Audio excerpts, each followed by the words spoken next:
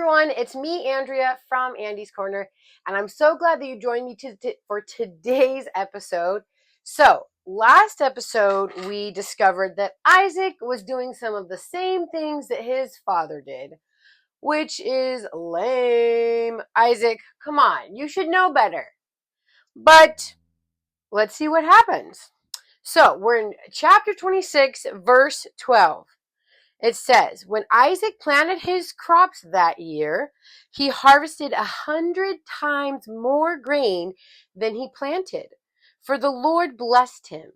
He became a very rich man, and his wealth continued to grow. He acquired so many flocks of sheep and goats and herds of cattle and servants that the Philistines became jealous of him.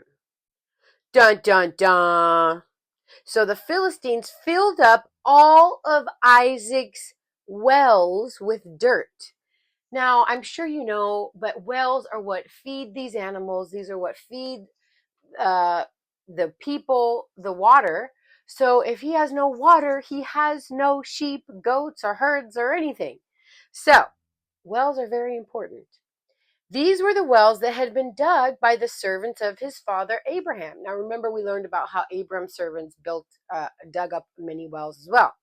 Finally, Abimelech ordered Isaac to leave the country. Go somewhere else, he said, for you have become too powerful for us. So Isaac moved away to the Gerar Valley, where he set up their tents and settled down. He reopened the wells his father had dug, which the Philistines had filled in after Abraham's death. So Isaac also restored the names Abraham had given them, the wells, that is. Isaac's servant also dug in the Gerar Valley and discovered a well of fresh water. But then the shepherds from Gerar came and claimed the spring. This is our water, they said, and they argued over it with Isaac's herdsmen. Now, does this all sound familiar? The same thing happened with with Abraham. So Isaac named the well Esek, which means argument. Isaac's men then dug another well, but again there was a dispute over it. So Isaac named it Sitnah, which means hostility. Abandoning that one, Isaac moved on and dug another well. This time there was no dispute over it. So Isaac named the place Rehoboth, which means open space. For he said, at last the Lord has created enough space for us to prosper in this land. From there, Isaac moved to Beersheba, where the Lord appeared to him on the night of his arrival.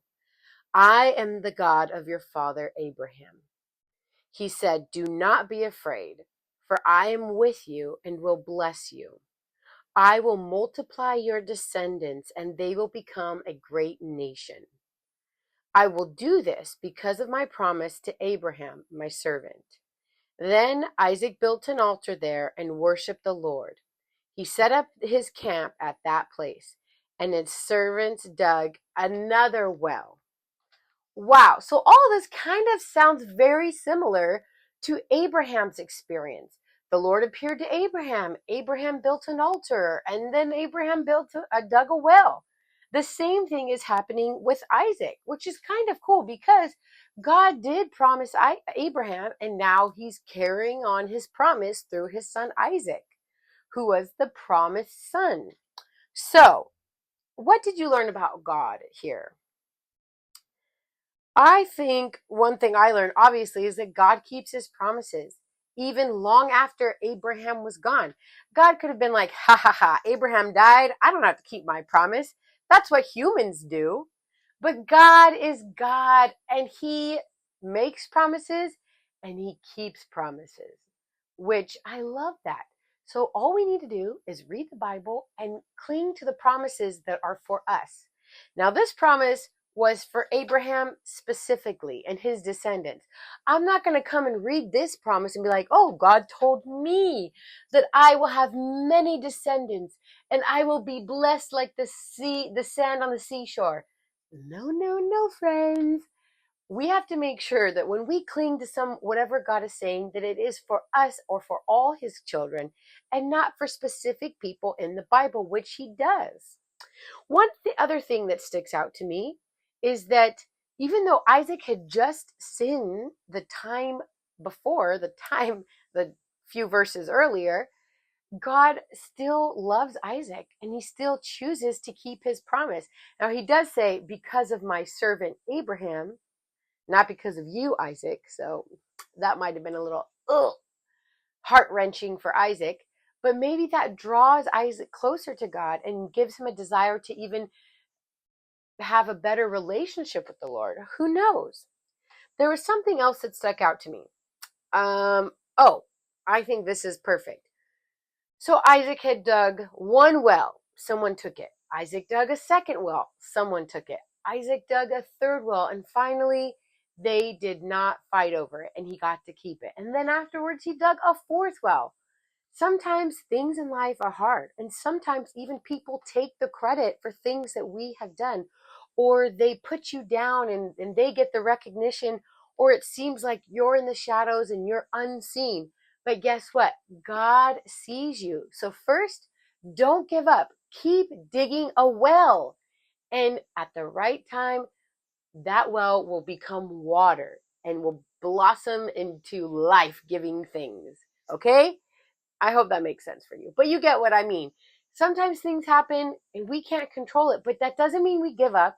It doesn't mean that we're a victim and we say, oh, they stole this or he put dirt in all my wells. No, Isaac didn't give up. He didn't stop for a heartbeat. He kept digging another well until God allowed him to have the third one and the fourth one. So listen, God sees you. He is for you. Do not give up. You are not a victim, and you can continue through the strength that God gives you. And if you continue to obey him, I guarantee you, you will have blessings beyond your compare. That's all I know. Maybe I know some more. Maybe I don't. I don't know. Anyway, stay tuned for our next episode when we see what happens with Isaac and Abimelech again. All right. Thanks for staying tuned. Bye. See you later. Oh, don't forget to subscribe to my channel if you have not, and to like this video if you haven't already. All right. Bye.